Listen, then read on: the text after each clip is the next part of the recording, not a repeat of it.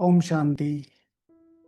जीवन जैसे जैसे चलता रहता है पुरुषार्थ जैसे जैसे चलता रहता है, नई नई परिस्थितियां आती रहती हैं और नए नए क्वेश्चंस आते रहते हैं। बहुत सारे हमारे भाई बहन हैं जो बहुत अच्छा पुरुषार्थ करना चाहते हैं, उनके भी बहुत सारे प्रश्न आए। उनमें से कुछ मुख्य प्रश्न जो हमें लगते थे कि लेने चाहिए और जो बहुत ज़्यादा ज़रूरी हैं और जिनके सॉल्यूशन हम थोड़ा ठीक से दे सकते हैं समझकर, उन प्रश्नों को हमने इस वीडियो में लिया है। सो ये हमारा जो प्रश्न उत्तर का सेशन है, उसमें जो भी प्रश्नों के उत्तर दिए जाते हैं वो चिंतन के आधार पे दिए जाते हैं और कुछ अनुभवों के आधार पे दिए जाते हैं। अगर किसी भी क्वेश्चन या आंसर का क्वेश्चन का जो उत्तर है, आंसर है, वो आपको अप्रोप्रिएट नहीं लगता है कि नहीं ये नहीं हो सकता है, तो हम तो यही कहेंगे कि आप उसे अवॉइड करें और उस पर ज़्यादा चिंतन ना करें। मैंने कोई आंसर दिया है, वो मेरा अनुभव है, वो मेरा चिंतन है। ठीक है, तो कई मामलों में वो आपके केसेस में शायद सही ना बैठे। सबसे पहला प्रश्न जो हमारे पास आया है या लिस्ट में है वो है कि योग में करते समय नींद आ जाती है, क्या करें। योग करते समय नींद आने का मुख्य कारण है विकर्म। और योग में हमेशा नींद आने का कारण विकर्म नहीं है, ये भी ध्यान रखिए। हर बार नहीं हो, कई बार हमारे आसपास की परिस्थिति भी होती है, कई बार हमारे संबंध भी होते हैं, कई बार हमारे पुराने जन्मों का हिसाब किताब भी होता है। ऐसे में योग में नींद ना आए उसके लिए सबसे पहले, क्योंकि नींद आती है तो सबसे पहले हमारे पास कौन से थॉट आते हैं कि नींद तो आती है, इससे अच्छा तो सो ही जाए। नहीं, बैठना नहीं छोड़िए, योग करना नहीं छोड़िए। हाँ, कुछ साधन अपनाइए। आप 1 घंटा योग करना जा रहे हैं तो पहले 1 घंटे में पहले 15 मिनट आपको मुरली, मुरली में बाबा ने क्या क्या बताया, 10 पॉइंट जब तक नहीं आ जाए मन में, लिखना नहीं छोड़ना है। या 10 पॉइंट मुरली से ही देख के लिख लें, 5 पॉइंट लिख लें। अब उन 5 पॉइंट पर योग करें दूसरे 15 मिनट। तीसरे में बाबा से कन्वर्सेशन करना शुरू कर दें, किसी भी विषय को लेकर, अपने पुरुषार्थ को लेकर, अलौकिक परिवार को लेकर, मधुबन में मुझे कैसे अपने आप को आगे बढ़ाना है उसको लेकर। तो अगर योग करते समय नींद आती है तो कई साधनों को हम प्रयोग कर सकते हैं, जिसमें मुरली पढ़ना है, गीत सुनना है, वॉकिंग करते करते फिर बैठना योग में। जैसे 1 घंटा योग करना है आपको, तो 15 मिनट बैठ के योग कीजिए। अब आपको पता है 15 मिनट बाद आपको नींद आने लगेगी, तो थोड़ी देर वॉक कर लीजिए, फिर बैठिए, फिर वॉक कर लीजिए, फिर बैठ ली, और फिर धीरे धीरे इस ड्यूरेशन को बढ़ाते जाइए। तो ऐसे नींद की समस्या बहुत जल्दी खत्म हो जाएगी। दूसरी बात है, चार्ट दे रात को चार्ट देते वक्त ये बात जरूर बाबा से शेयर करें। बाबा, पूरे काल चक्र में यही समय मिला है जब मैं अपनी कमाई कर सकता हूँ और उसमें मुझे नींद की बहुत प्रॉब्लम है। तो जैसे जैसे बाबा को शेयर करेंगे तो बाबा भी उस चीज को जल्दी से जल्दी आपसे दूर, अगर आप करना चाहते हैं तो बाबा उसमें मदद जरूर करेगा। तो ये पहला आंसर कि योग में अगर नींद आती है तो क्या करें। दूसरा प्रश्न, प्रश्न पूछा है कि हम अभी अभी ज्ञान में आए हैं और हमें ज़्यादा अनुभव नहीं होते हैं तो क्या करें। आप छोटे बच्चे हैं बाबा के, 1 साल, 2 साल, 3 साल, सबसे ज़्यादा ध्यान दीजिए मुरली पर, सबसे ज़्यादा ध्यान दीजिए मुरली पर, और सबसे ज़्यादा बातें कीजिए योग में। बातें कीजिए बाबा से, बाबा इस काल चक्र में मैं आपके साथ ये रिश्ता अब निभाने के लिए आया हूँ और मुझे आपके वो सारे अनुभव करने हैं जो आपने सब बच्चों को कराए, ब्रह्मा बाबा को कराए, मम्मा को कराए, दादियों को कराए। मुझे उसके लिए क्या करना पड़ेगा। और उसमें सबसे अच्छा साधन है मुरली। मुरली को समझना, एक बार के में समझ में नहीं आएगी। मुरली को पढ़ना, मुरली को रिवाइज करना, फिर जिस भी स्पीकर की यानी कि जिस भी वक्ता की, ब्राह्मण जीवन में कोई ना कोई ऐसा फेवरेट होता है, जिनकी भी क्लास आपको अच्छी लगती है उस क्लास को सुनना और उस पर वर्कआउट करना, जो भी वो अभ्यास बता रहे हैं उस पर वर्कआउट करना, तो आपको बहुत जल्दी अनुभव शुरू हो जाएंगे। तो ये आपके प्रश्न का उत्तर है, तृष्णा प्रश्न है। जब प्रेत आत्माएं दिखने लगे तो क्या करें? पहली बात तो हमें डरना नहीं है। दूसरी बात, मुझे इस चीज का पर्सनली कोई अनुभव नहीं है, लेकिन एक चीज जो बाबा की मुरलियों के हिसाब से मुझे बहुत क्लियर समझ में आती है, जितना जितना मेरी शक्तिशाली पवित्रता बढ़ती जाएगी, मेरी पवित्रता शक्तिशाली होती जाएगी, जितना जितना मैं आत्माओं, जो मेरे आसपास की आत्माएं, उनको सुख देना शुरू करूंगा, उतना जल्दी ये सारी समस्याएं दूर हो जाएंगी। दूसरी बात है, अगर वो दिख रही हैं, आपको कोई हार्म नहीं पहुंचा रही हैं, तो बाबा से कह के, बाबा ये भी आपके बच्चे हैं, इनको भी मंजिल दिखा दीजिए। और अगर आपको डर लगता है, ये भी बात बाबा से रात को योग में शेयर कर सकते हैं, बाबा मुझे इस तरीके के सपने या इस तरीके के विजन या इस तरीके की चीजें दिखाई देती हैं, जिसकी वजह से मेरा ज्ञान योग डिस्टर्ब होता है। अगर मेरे से कोई गलती हुई है, मैं उसके लिए माफी मांगती हूँ, इन आत्माओं से भी और आपसे भी, कृपया मुझे माफ कीजिए। तो ये अभ्यास आपको थोड़े लंबे समय तक करना पड़ेगा, क्योंकि अभी अभी बाबा ने मुरलियों में कुछ दिन पहले इस चीज को रिवाइज किया है। एक अच्छी आत्माएं भी होती हैं, बुरी भी होती है, और जब तक आपकी भावनाएं शुद्ध हैं और आप भगवान के लिए समर्पित हैं, तो किसी भी प्रकार की कोई प्रॉब्लम मेरे ख्याल से नहीं आ सकती। ठीक है? और दिख रही हैं तो जैसे मैंने कहा, बाबा से सिंपल कन्वर्सेशन करके, बाबा ये आपके बच्चे हैं, ये परेशान हैं, इनको भी तो ठिकाना दो। पर्टिकुलरली किसी आत्मा को आपको साकाश नहीं देना है, बिना किसी बड़े की गाइडेंस के, कि मैं इन आत्माओं का आह्वान कर रहा हूं और इनको साकाश दे रहा हूं। नहीं, विश्व के ग्लोब पे बैठ के साकाश देना है, कल्प वृक्ष की जड़ों में बैठ के साकाश देना है, परम धाम में निराकारी आत्माओं को साकाश देना है, झाड़ को, या यहाँ बैठे ये मेरा पूरा जो साकाश है सर्व आत्माओं को जा रहा है, पर्टिकुलरली किसी आत्माओं को जा रहा है या इन आत्माओं को जा रहा है, ये वाला योग ना करे। ओके। चौथा प्रश्न है कि हमारा जो सेंटर है वो मुस्लिम एरिया में है, यहाँ सेवा कैसे बढ़ाएं? सबसे पहली बात तो, किसी भी धर्म की आत्माएं हैं, अल्टीमेटली भगवान को प्यार करती हैं। ठीक है? वो एरिया आपका किसी भी कम्युनिटी से जुड़ा हुआ हो, सबसे ज्यादा तेजी से आगे बढ़ने का साधन है योग भट्टी। बाबा ये भी आपके बच्चे हैं, अंत में सबको आपके घर आना है, तो जल्दी से जल्दी यहाँ की जो भी आत्माएं हैं, उनकी बुद्धि का ताला खोलिए और सबको साकाश दीजिए। दो चीजें, एक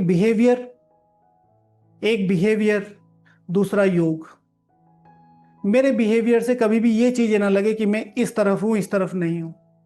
लोग आपके बिहेवियर को देखते हैं, और जो भी आत्माएं आपको लगती है वहां पर, उन सबको विशेष इस एरिया को साकाश देना। बाबा इस एरिया की आत्माओं को भी वो सहयोग मिले, वो शक्तियां मिले, ये भी आपको पाने की हकदार रखती हैं, इस तरीके से। लेकिन पर्टिकुलर मन में अगर बाउंड्रीज होंगी तो चीजें इफेक्ट होंगी। हमारा मन बहुत अनंत है, एक छोटे से छोटा संकल्प भी बहुत बड़ा इम्पैक्ट क्रिएट करता है, इसलिए कोई भी ऐसा संकल्प ना करे। ये जब मुरली, नेक्स्ट प्रश्न है कि संकल्प को शक्तिशाली बनाएं जो दृढ़ता आ जाए। संकल्पों को दृढ़ बनाने का, शक्तिशाली बनाने का उपाय है छोटी छोटी सफलताओं को सेलिब्रेट करना। आज आपको 8 घंटा योग करना है, आपने संकल्प लिया, तो एकदम से वो नहीं होगा। लेकिन आज आप डेली 2 घंटे योग करते हैं, आज आपको आधा घंटा योग और बढ़ाना है। तो जैसे ही वो आधा घंटा योग पड़ेगा, आपको एक शक्ति फील होगी, आपको एक हेल्प महसूस होगी। मैं सेंटर पर एक बार जाता हूं, मुझे 2 बार जाके वहीं योग करना है। या घर पे किसी भी प्रकार का संकल्प है, पढ़ाई का संकल्प है, उसमें छोटे छोटे सफलता के स्लॉट्स बनाइए और उनको सेलिब्रेट कीजिए। आज मैं डेली 10 पेज पढ़ता हूँ और मुझे 10वें पेज पर बोरियत होने लगती है, आज मैं 11 तक पढ़ूंगा, भले ही बोर हो, मुझे 11 तक। तो जैसे ही मैं 11 क्रॉस कर लेता हूँ, तो ये मन पुश होता है, और इसकी कोई लिमिट नहीं है, हमने इसको बहुत लिमिटेड बनाया हुआ है। जैसे जैसे मैं इसकी लिमिट, तो ये उतना ही एक्सपेंड होता चला जाता है, उतना ही एक्सपेंड होता चला जाता है। ये दिखता है स्प्रिंग जैसा इतना, लेकिन ये है विस्तार, अनंत विस्तार है इसका। तो अगर हमें संकल्पों को शक्तिशाली कैसे बनाएं, उसमें जो दृढ़ता आ जाए, उसके लिए छोटी छोटी सफलताएं।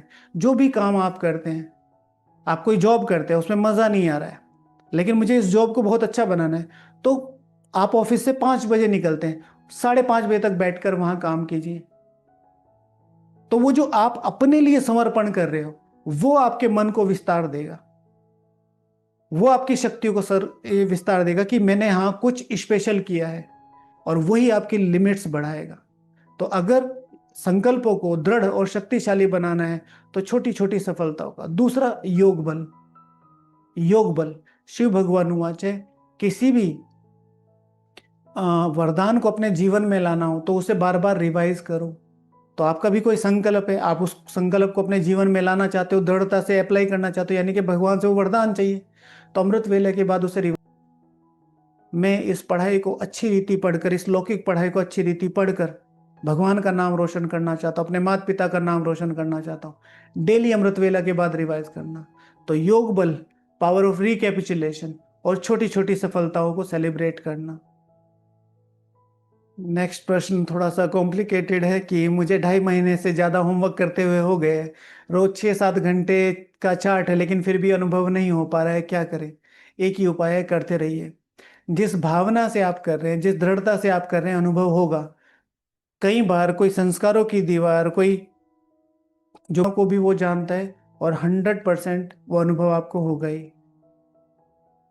नेक्स्ट प्रश्न है कि जो लिखने के लिए टॉपिक दिया जाता है, क्या उस पर डिस्कशन होता है? हाँ, जो लिखने के लिए डेली टॉपिक दिया जाता है उस पर डेली रात को लगभग 90%, 99% डिस्कशन होता ही है, अनटिल और अनलेस कोई विशेष सेवा ना हो, लेकिन डेली डिस्कशन होता है। डेली डिस्कशन रात को 10 बजे से ले 10 बजे या सुबह 5 बजे तक हम लोग इसी चैनल पर अपलोड कर देते हैं सेम टॉपिक के साथ।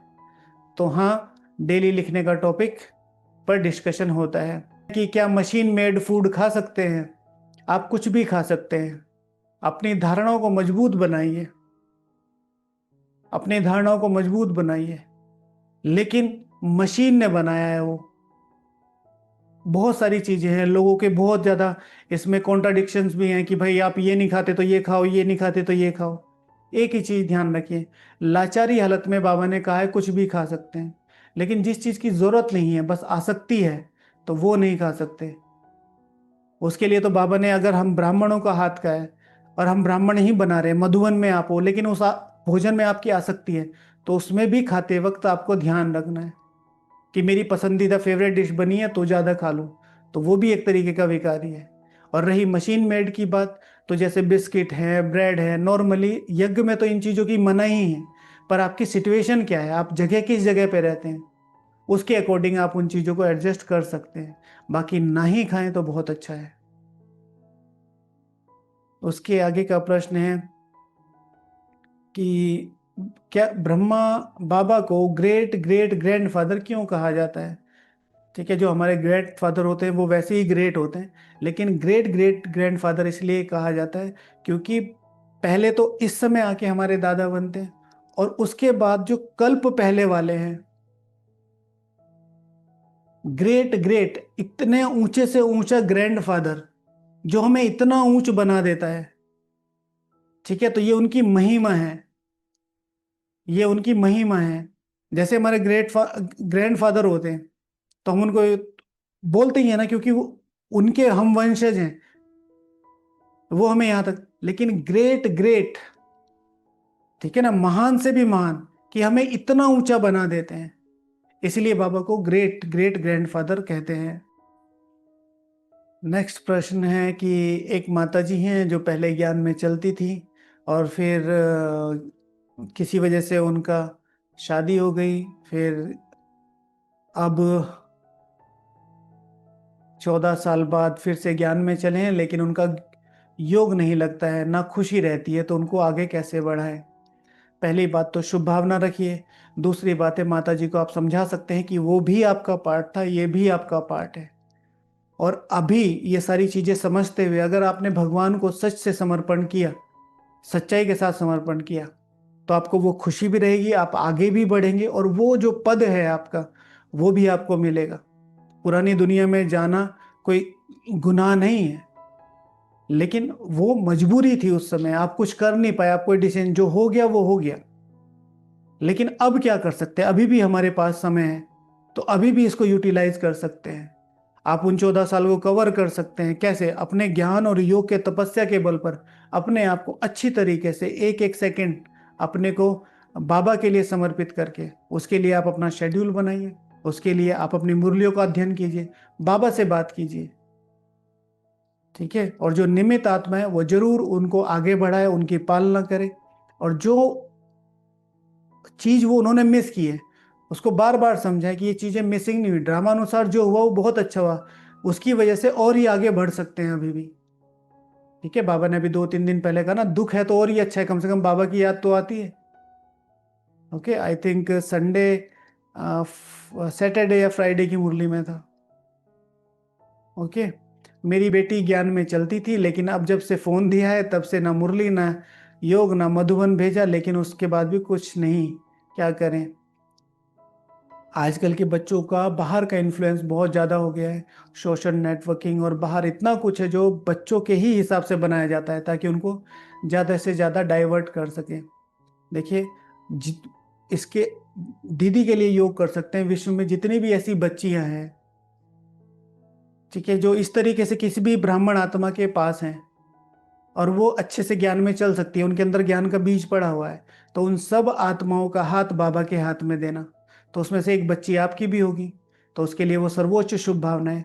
बाबा से उन सारी बच्चियों पर सूक्ष्म वतन में दृष्टि दिलवाना और फिर इस आत्मा की अच्छे से पालना करना। जबरदस्ती नहीं कीजिएगा, उसको मतलब समझाइएगा, धीरे धीरे छोटी छोटी सेवाओं में लगाइए, तो वो जरूर समझेंगे। ओके, नेक्स्ट है, हमारे पति ज्ञान में चलते थे लेकिन अभी उनको संशय आ रहा है, सभी संस्थाएं ऐसी होती है, शास्त्रों में ऐसा कहा गया है और उसमें ऐसा, तो अब उनको कैसे समझाइए। आपका प्रैक्टिकल जीवन आप उनको समझाने का एकमात्र आधार है। जिसके मन में संशय आ गया है, उसको निकालने का एकमात्र आधार है शक्तिशाली योग युक्त व्यवहार। आप उनको किसी भी तरह का एक्सप्लेनेशन नहीं दीजिए, क्योंकि वो पहले से ही उनके काउंटर आंसर ढूंढ के तैयार रखे हुए हैं और बाहर भ्रांतियां बहुत हैं। और अगर वो आपकी बात मानते हैं तो उनको सिंपली समझाइए कि आप एक या दो धारणाएं, कोई भी जो आप चाहते हैं वो आप करिए और 2 महीने तक उस पर स्टिक रहिए, तो फिर देखिए आपको रिजल्ट मिलता है कि नहीं। ब्रह्मा कुमारी धारणाओं का मार्ग है, सुनने सुनाने का, रिद्धि सिद्धि का मार्ग नहीं है। यहाँ आपको अपने जीवन को बदलना है, तो भगवान आपके साथ हैं, तो भगवान की वो शक्तियां आपको महसूस होगी। लेकिन आप बदलना नहीं चाहते और फिर वही चाहते कि कहीं से हम कुछ सुने, कोई आशीर्वाद करे और हमारे जीवन से ही हो जाए, वो नहीं होगी। इसीलिए उनको संस्था के बारे में, बाबा के बारे में उनका दृष्टिकोण परिवर्तन करना है, तो एकमात्र तरीका है आप स्वयं अपने योग को शक्तिशाली बनाइए, अपने व्यवहार को शक्तिशाली बनाइए, तो वो बहुत जल्दी उस आत्मा में परिवर्तन आएंगे। ठीक है, और फिर मुझे ऐसा लगता है कि सेंटर पर भोग बनाने वाली जो आत्मा है वो शुद्ध नहीं है, तो क्या मुझे सेंटर पर भोग खाना चाहिए। देखिए, जो निमित्त आत्माएं हैं उन पर संशय करना तो ठीक नहीं है। हो सकता है बहुत मामले में उनका पुरुषार्थ ऐसा ना हो, या कई जगह से ऐसी रिपोर्ट भी आती है, लेकिन एक बहुत क्लियर बात समझ लीजिए, वो भगवान द्वारा भोजन बनाया गया है, भगवान का भोग लगा है, तो आप उसे खाना नहीं चाहते, बिल्कुल ठीक है, भोग स्वीकार कर लीजिए। एक है खाना, एक है स्वीकार करना। भगवान को खाते हुए देखा है कभी? इतना सा लेंगे, स्वीकार किया, बस बाबा आप कह रहे हैं इसलिए मैं स्वीकार कर रहा हूं। बाकी पक्षियों को डाल सकते हैं, किसी गरीब को दे सकते हैं, कोई प्रॉब्लम नहीं है अगर आपको ऐसा लगता है। और वैसे जब बाबा ने दिया तो संपूर्ण निश्चय से कि क्योंकि आपने ये दिया है, बाबा को स्वीकार करा के अब मैं इसे स्वीकार कर रही हूँ, तो थोड़ा सा स्वीकार जरूर कर सकते हैं, इसमें कोई भी प्रॉब्लम नहीं है। तो ये आज के प्रश्न उत्तर थे। आपके जो भी प्रश्न उत्तर हो हमें बताइएगा, लेकिन उससे पहले थोड़े दिन अगर अपने को योग युक्त करके बाबा से अमृत वेले उस स्पेशल प्रश्न के लिए, प्रश्न के उत्तर के लिए योग किया जाए, तो जरूर जरूर आंसर मिलेगा। Thank you. ओम शांति।